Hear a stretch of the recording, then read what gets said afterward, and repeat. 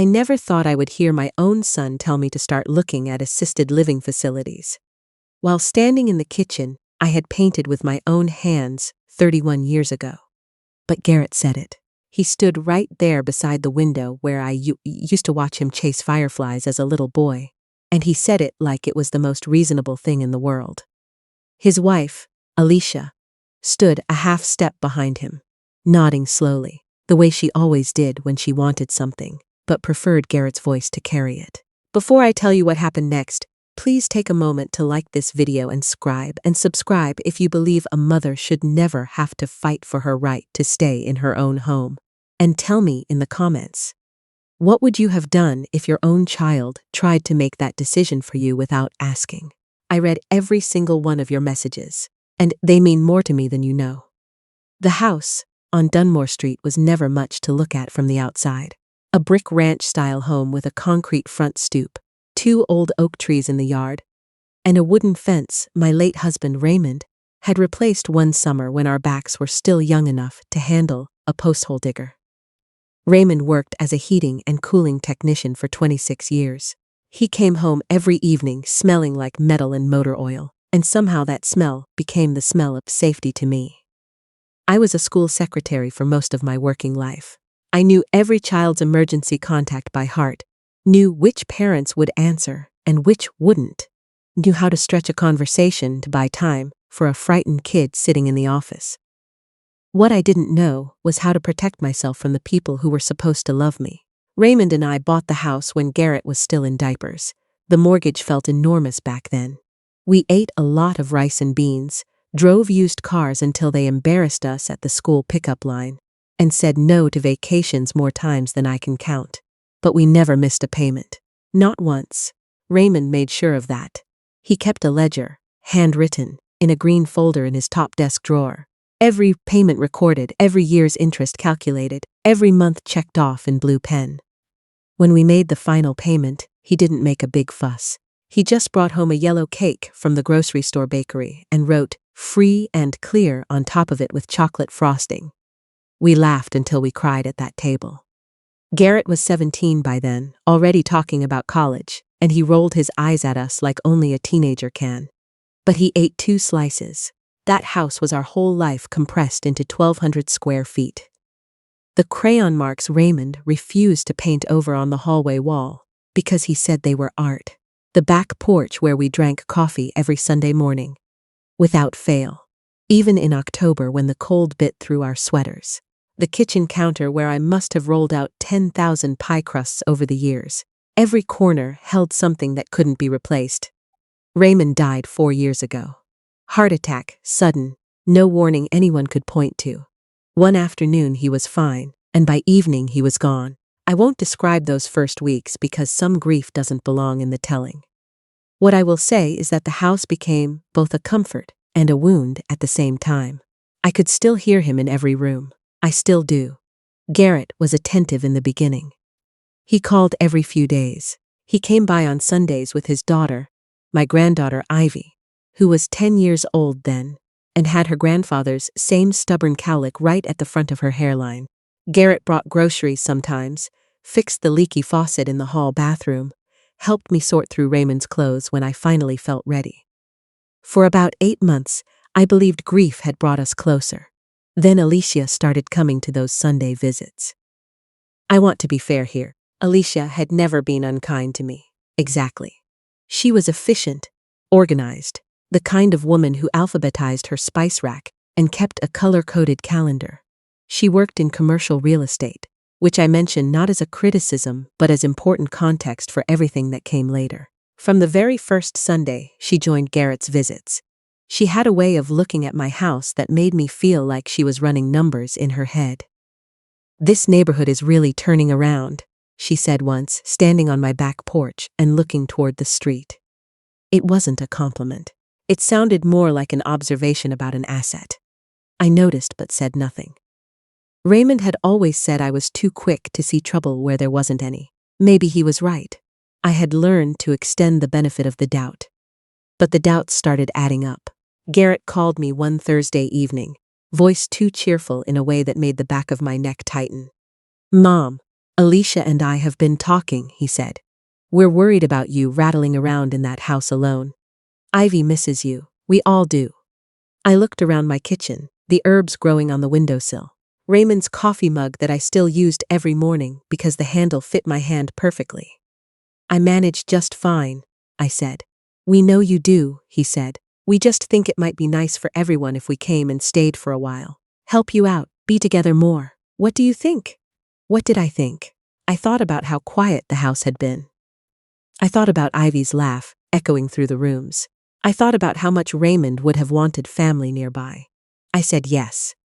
They moved in on a Saturday in early March, 2 cars and a rented cargo van. Alicia had made a list of what they were bringing. She had also, I noticed, made a separate list of things she wanted to assess in the house. She didn't show me that list. I found it weeks later on the kitchen counter, written in her neat block print. Electrical panel, it said. Water heater age. Roof condition. Comparable sales, Dunmore Street area. The first 2 weeks were almost like what I had imagined. Ivy ran through the hallway in her socks, sliding on the hardwood floors the same way Garrett had done at her age. We made pancakes on Saturday mornings. Garrett fixed the side door that had always stuck in humid weather. Alicia cooked dinner one night. Something from a recipe she'd seen online, and it was genuinely good. I told her so. She smiled and said the kitchen had great bones. Bones again. They always say bones. The small things started shifting the way they always do. Quietly, plausibly, one at a time. Alicia rearranged the living room furniture without asking. Better flow, she said when I came home from the pharmacy and found my armchair in a different corner.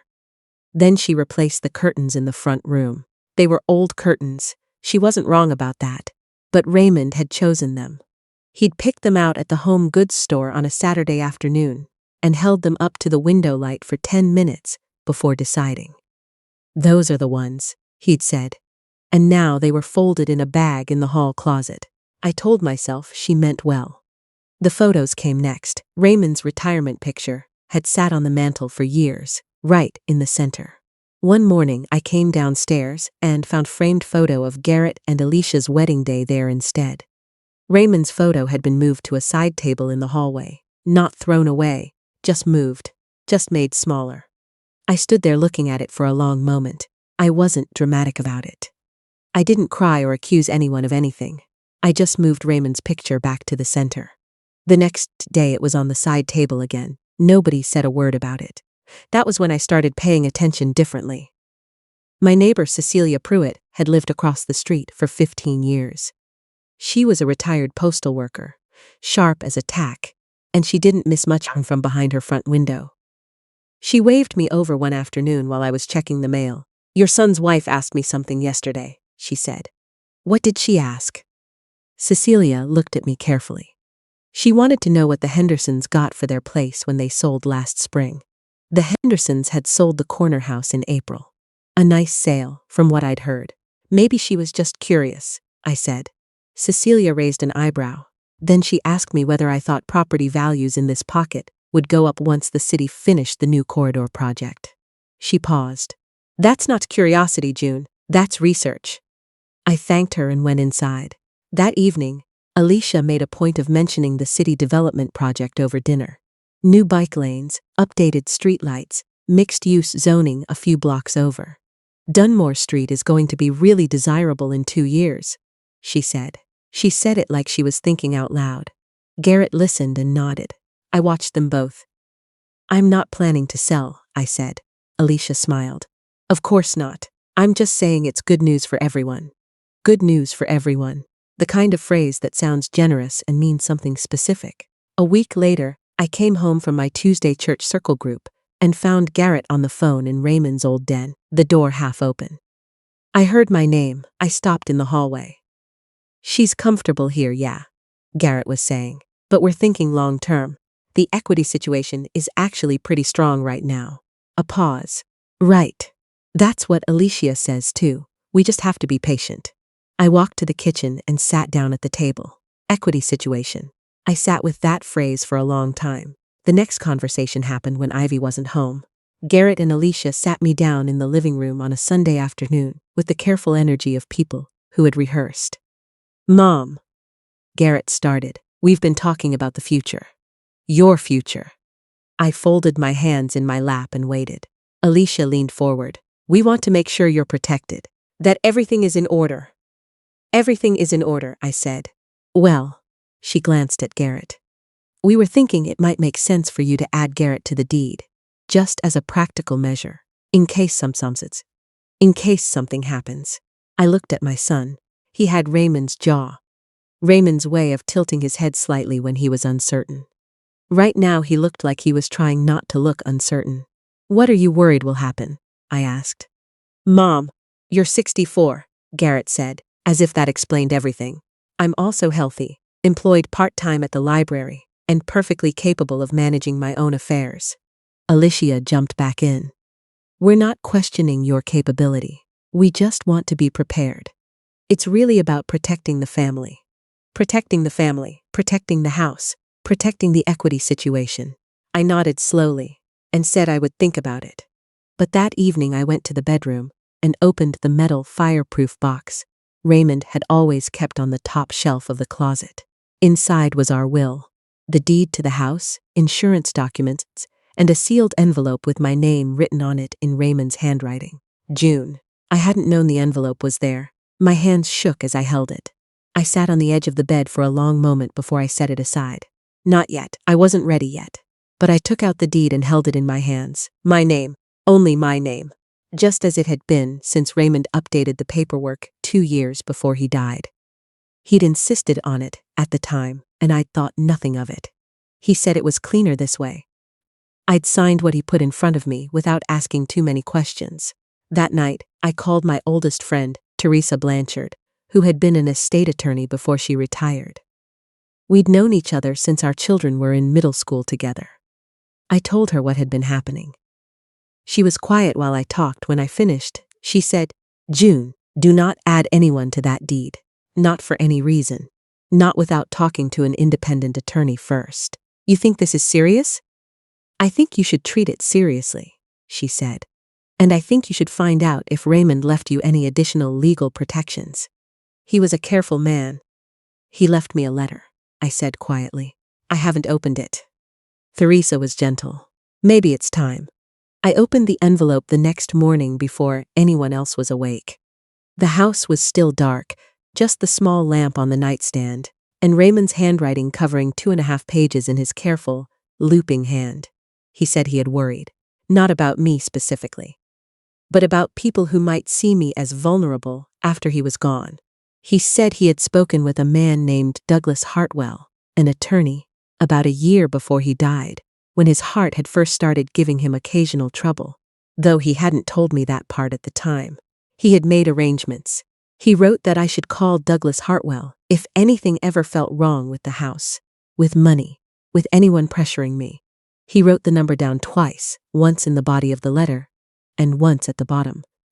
He wrote, You are not confused. You are not overreacting. If something feels wrong, it usually is. Trust yourself, June. You always knew more than you let on. I pressed my palm over my mouth and held it there. That morning I went to the library for my shift and called Douglas Hartwell from the parking lot afterward. His assistant answered. I left my name and number and explained that Raymond Calloway had been a client. 20 minutes later, Douglas called me back himself. He remembered Raymond. He said Raymond had been thorough and clear about what he wanted. He said there were certain protections in place regarding the house, and that I should come in as soon as possible. He also said, Has anyone been asking you to sign anything? I told him about the deed request. The silence on his end had a particular quality to it. Don't sign anything, he said.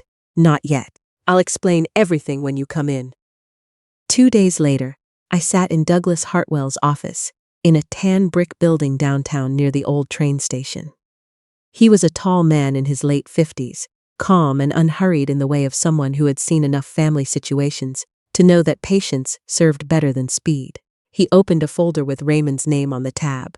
Raymond, he explained, had created what is called a living trust. The house had been transferred into it before Raymond died, with specific provisions protecting the property from being sold, transferred, encumbered, or altered without my independent consent under very specific legal conditions. Any addition to the deed or change in ownership would require a formal process involving a separate attorney representing only my interests, with a documented waiting period and no other household members present during the review. In other words, Garrett and Alicia could not do what they were planning to do. Raymond set this up specifically because he was concerned about this scenario, Douglas said. I stared at him. He actually said that? Douglas looked at his notes. He said, and I'm paraphrasing slightly, that he knew how much pressure could be put on a person by the people they loved, and he wanted you to have time and space to think clearly. I sat in that chair for a while without speaking. There's one more thing, Douglas said. He explained that 6 months ago, before Garrett and Alicia had moved in, someone had contacted his office asking general questions about property transfer procedures related to an estate situation on Dunmore Street. Who contacted you? I asked, though I already suspected. Douglas was careful with his words. I can't share the caller's name, but I can tell you that the call didn't come from you and that we declined to provide information. The drive home took 20 minutes. I used all of it to sit with what I now knew. In the weeks that followed, I did what Douglas told me to do. I documented. I kept a small notebook in my purse and wrote dates, conversations, what was moved, what was mentioned, what was suggested. I made copies of the deed and the trust documents and stored them at Teresa's house. I updated my bank account contact information and security procedures. I did not confront anyone. I watched, and what I watched was a plan becoming more urgent. Alicia started bringing home printouts of nearby properties. She left them on the kitchen table with casual explanations. She mentioned a wealth advisor she wanted me to meet. She suggested I might find it easier to live somewhere with more amenities and less maintenance. Garrett grew quieter. I noticed he avoided being alone with me. When I tried to have a regular conversation, he seemed distracted, checking his phone, finding reasons to be in another room. Ivy, my granddaughter, remained the truest thing in the house. She was 11 now, and she had a child's instinct for tension she couldn't name. She would come and find me in the evenings, and sit on the bed beside me without needing a reason. Just sitting, flipping through an old magazine or doing homework. One night she looked up and asked, "Grandma June, are you okay?" "I'm getting there," I told her. She nodded like she understood more than I expected. One evening she knocked softly on my door and came in looking like she was carrying something heavy. "I heard them talking," she said. I kept my voice calm. "About what?" "About the house." She looked at her hands. "Dad said if you didn't agree to the paperwork soon, they were going to have to find another way." She paused, said you were being stubborn. Stubborn. The word landed hard. I thanked Ivy and told her none of it was her fault. I told her she had done the right thing by telling me. I told her she was brave. She cried a little, quietly, the way children cry when they're trying not to. "I don't want you to have to leave," she said. "I'm not going anywhere," I told her. And for the first time in months, I meant it without any fear underneath. The confrontation came on a Sunday afternoon in April, the kind of bright, ordinary day that has no business hosting the hardest conversations. Garrett and Alicia had invited a man named Stuart Mead, a real estate professional, to the house. I found out when I came downstairs and found him sitting on my sofa with a leather folder on his knee. Garrett introduced him the way you'd introduce someone you'd already made a decision with. "We thought it might be helpful to get a professional perspective," Alicia said, "just to understand what your options look like." My options. In my house. Cecilia came at my invitation. She sat in the armchair near the window, quiet and steady, like a person who had made up her mind. Garrett looked surprised to see her. Alicia looked less surprised and more careful. Stuart Mead opened his folder. He had a kind face and a practiced tone. He talked about the current market, about sellers in my price range, about senior communities with amenities that were really changing the perception of retirement living. He set printed pages on the coffee table. Comparative listings. A glossy brochure for a place called Meadow Pines with a fountain on the cover. I let him finish. Then Garrett leaned forward. "Mom, we've been thinking about this for a long time. We really believe this is the best thing for everyone." "Everyone," I said. "Yes." Alicia nodded. We want you to be somewhere you're cared for. Somewhere that makes sense for this stage of your life. And selling my house is part of that plan. Neither of them said no. Garrett looked pained. Mom, the house is bigger than you need. The maintenance alone. I've maintained this house for 31 years, I said. Your father and I paid it off. I know every inch of it. Alicia's voice softened in a way that felt rehearsed.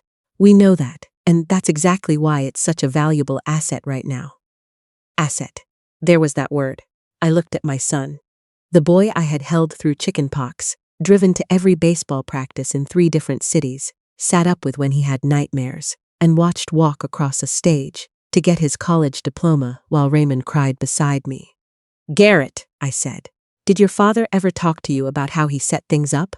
Financially, legally. Garrett frowned. What do you mean? About the house, about the protections he put in place. Something shifted in his expression. Uncertainty. He looked at Alicia.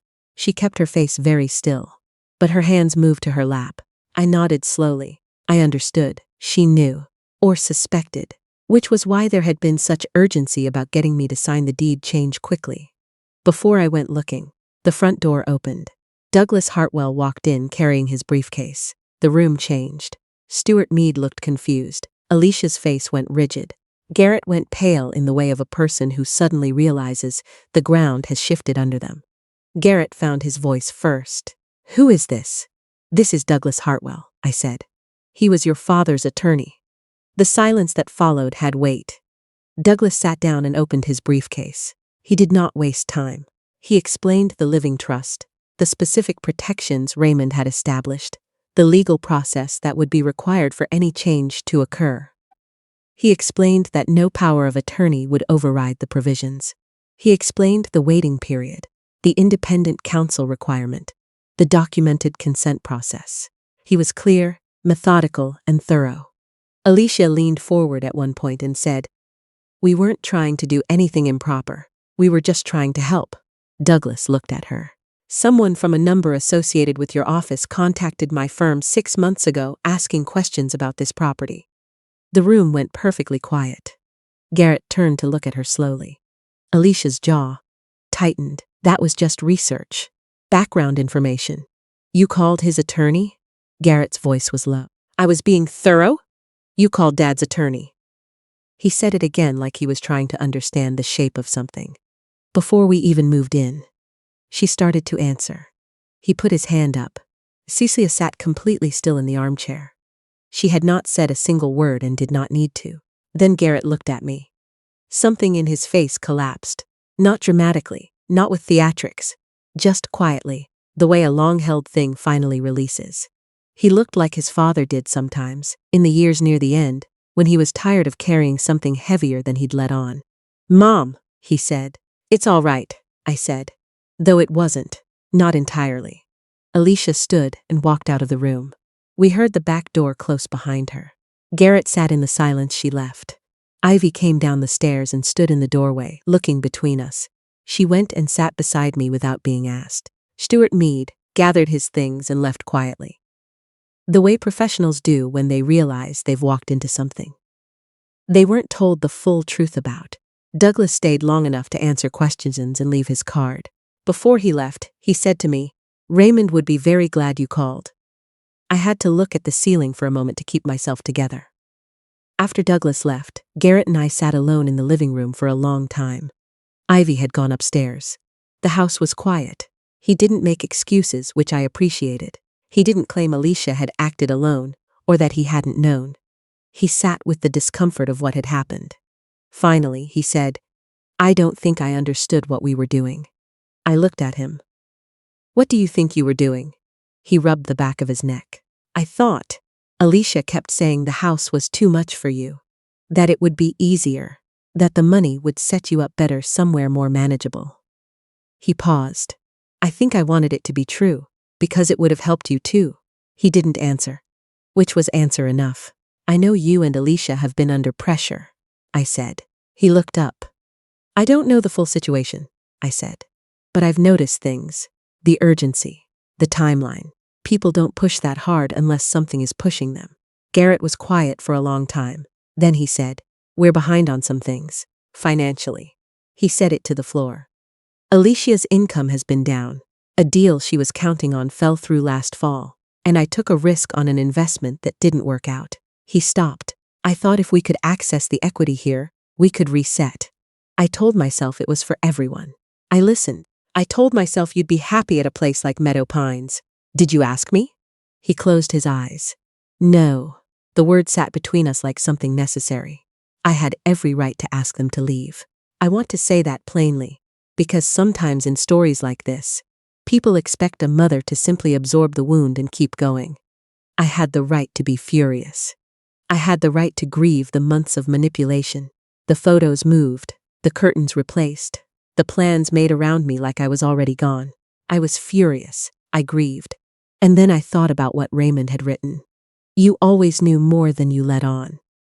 That night, Alicia came to find me in the kitchen. She looked stripped down in a way I had never seen her before. The composure she always wore as a kind of armor was gone. She didn't apologize right away. She sat down across the table from me and said, I don't know how to do this. Do what? Ask you to forgive something that I'm not sure deserves it. I looked at her for a long moment. Alicia had always been difficult for me to read. She kept herself so controlled that her real thoughts arrived late, if at all. This, sitting at my kitchen table with her hands around a glass of water and nothing to negotiate, felt like the first honest moment we had ever shared. Were you going to split the sale with Garrett? I asked. Yes. And where did you see me living?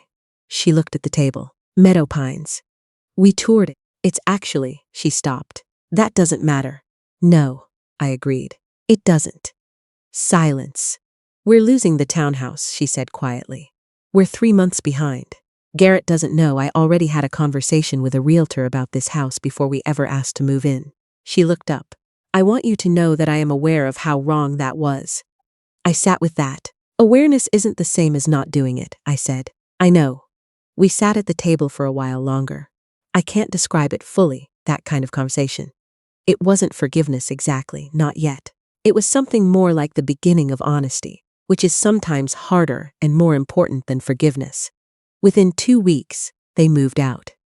Not in anger, quietly, like people who understand they've used up more than they were given. Garrett hugged me at the door in a way that reminded me of how he used to hug me when he was small, before boys learned to be embarrassed by their mothers. I'm sorry, Mom, he said. I know, I said. Call me. He did call. Not right away, but eventually. Regularly. Without asking for anything.